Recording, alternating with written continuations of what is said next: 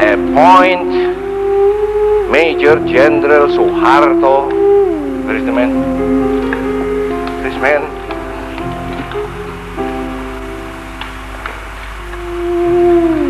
I appoint them as Dalam senyap ruang kerja di Jalan Cendana, Pak Harto menatap hamparan taman yang tertata rapi. Satu persatu anak buahnya datang silih berganti untuk melaporkan kondisi negeri.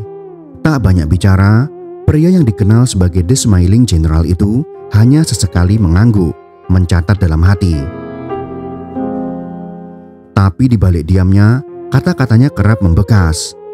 Ramalannya bahkan dianggap melebihi seorang peramal, bukan supranatural, melainkan berdasarkan kepekaan naluri kekuasaan dan pengamatan sosial yang tajam selama puluhan tahun memimpin negeri ini. Di antara ucapan-ucapannya, beberapa kini kembali menyeruak ke permukaan. Reformasi jangan kebablasan, katanya dalam satu kesempatan, dan masyarakat baru benar-benar memahami maknanya ketika negeri ini seolah-olah kehilangan arah, dibelah oleh polarisasi politik, kebebasan informasi yang liar, serta kerusakan moral dalam birokrasi. Namun, apakah semua itu kebetulan? Ataukah benar-benar sebuah ramalan seorang negarawan? Mari kita telusuri jejak kata-kata Pak Harto dan bagaimana ramalannya satu persatu kini benar-benar menjadi kenyataan. Ramalan tentang reformasi, jangan sampai kebablasan.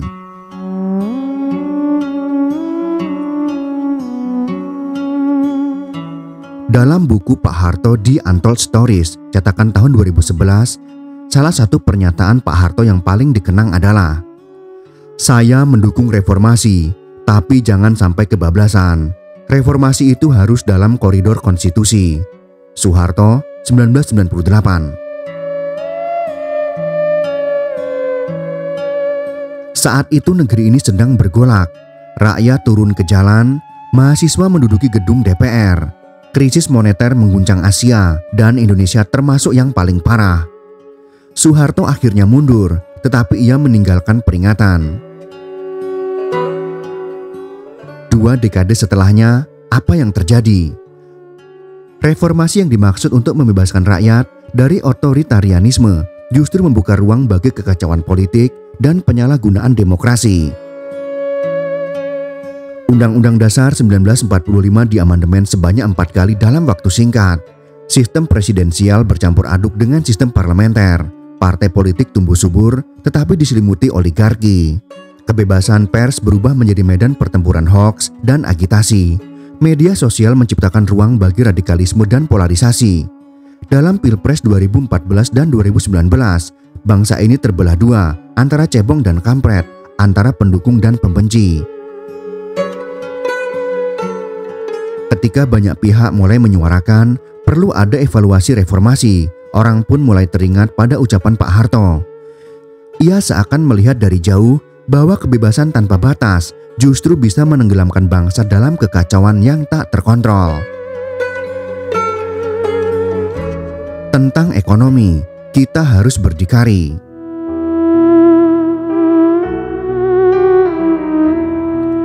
Pak Harto adalah pengikut Soekarno dalam hal semangat berdikari. Namun ia memilih pendekatan teknokratis dan pragmatis. Ia membangun ekonomi lewat swasembada beras, membentuk Bulog, menciptakan proyek-proyek mercusuar seperti Nucleus Estate and Smallholder dalam bidang perkebunan, serta mendorong investasi asing secara terkendali. Dalam wawancara dengan Adam Schwartz, penulis A Nation in Waiting, Soeharto berkata, "Jangan bergantung kepada orang asing, mereka akan bantu kalau kita kuat, tapi kalau kita lemah, mereka hanya akan merampas." Kini di tahun 2025, Indonesia masih bergantung pada impor pangan, BBM, bahkan bahan baku industri. Program hilirisasi tambang yang baru digalakan seringkali terbentur kepentingan korporasi asing. Kedaulatan ekonomi yang dulu diperjuangkan, kini terasa jauh dari jangkauan. Krisis global yang dipicu oleh perang dagang Amerika Serikat dan Cina dan konflik di Timur Tengah menyebabkan harga bahan pokok di Indonesia naik drastis.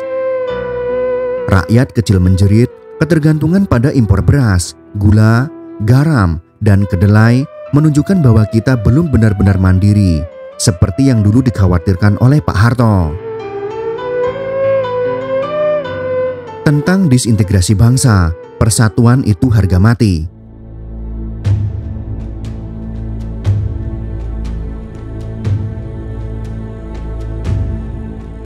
Dalam pidatonya di sidang umum MPR tahun 1993, Pak Harto berkata tegas, "Yang harus kita jaga adalah keutuhan bangsa. Sekali NKRI terpecah, akan sangat sulit untuk menyatukannya kembali." Ia menciptakan semboyan Bhinneka Tunggal Ika sebagai fondasi yang diimplementasikan secara nyata melalui asas tunggal Pancasila dan larangan terhadap separatisme. Tapi, kini semangat itu mulai luntur. Papua terus bergolak, gerakan separatis seperti KKB justru makin aktif setelah era reformasi. Di wilayah lain, muncul ketidakpuasan terhadap pemerintah pusat. Otonomi daerah membuka peluang kemajuan, tapi juga membuka celah korupsi dan konflik identitas. Di media sosial, banyak anak muda yang dengan enteng mengatakan, "Biar saja Papua merdeka," tanpa memahami resiko geopolitik dan sejarah panjang penyatuan wilayah itu. Pak Harto dengan gaya kerasnya memang memadamkan api separatisme, tetapi ia juga menyadari pentingnya keadilan dalam pembangunan.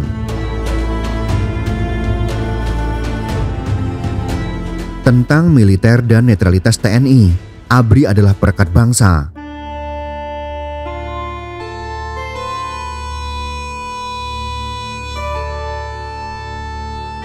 Pak Harto berasal dari militer. Ia tahu benar kekuatan dan bahayanya. Dalam buku My Thoughts, Words and Deeds, cetakan tahun 1991, ia menulis, "ABRI adalah kekuatan sosial, tapi kekuatan itu harus digunakan untuk memelihara persatuan dan pembangunan, bukan untuk rebutan kekuasaan."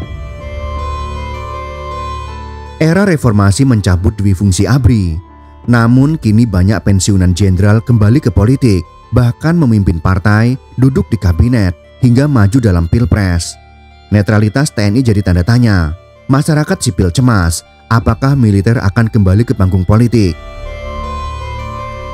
Di saat krisis dan bencana, TNI masih menjadi harapan rakyat karena kedisiplinan dan efektivitasnya. Tapi bila kekuatan itu disalahgunakan, bisa menjadi bumerang. Kekhawatiran Pak Harto tentang hilangnya perekat bangsa kini terasa sangat relevan.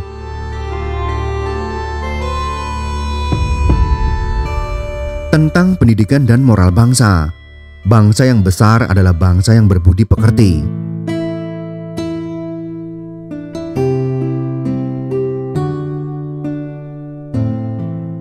Dalam berbagai pidato kenegaraan, Pak Harto kerap menekankan pentingnya pendidikan karakter. Di masa pemerintahannya, pelajaran Pancasila, PMP, dan penataran P4 diwajibkan. Banyak yang menganggap itu indoktrinasi, namun hasilnya rakyat Indonesia memiliki kesadaran berbangsa yang kuat. Kini setelah puluhan tahun P4 dihapuskan, banyak anak muda yang bahkan tidak hafal sila Pancasila. Moral publik merosot, kasus korupsi, pelecehan, intoleransi, dan kekerasan meningkat. Sosial media menjadi ruang caci maki, bukan diskusi sehat. Pendidikan kehilangan jiwanya. Pak Harto pernah berkata, "Kita membangun bukan hanya fisik, tapi juga watak. Sebab watak yang buruk akan meruntuhkan bangsa, sekuat apapun bangunannya." Dan kini bangunan demokrasi yang besar pun nyaris runtuh karena krisis watak tersebut. Tentang elit politik, kalau mereka tidak bisa diatur, akan jadi petaka.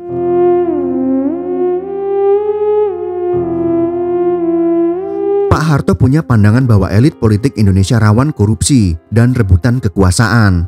Oleh sebab itu, selama puluhan tahun, ia mengendalikan Golkar, ABRI, dan birokrasi secara ketat.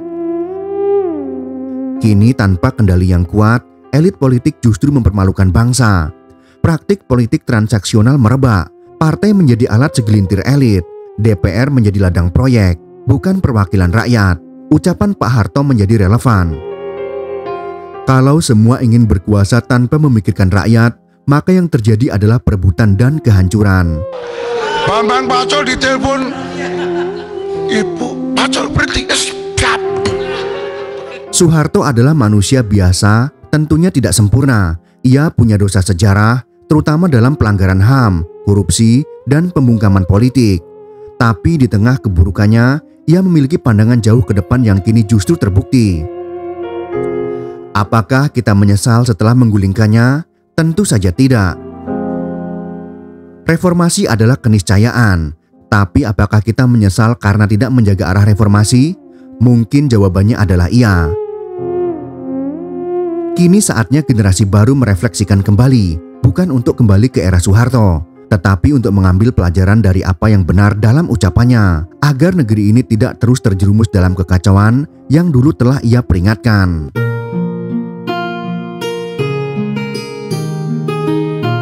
Jika kalian suka dengan video ini, silakan berikan jempol ke atas. Dan jika kalian menganggap video ini bermanfaat, maka bagikanlah untuk teman-teman Anda yang lain. Terima kasih sudah menonton.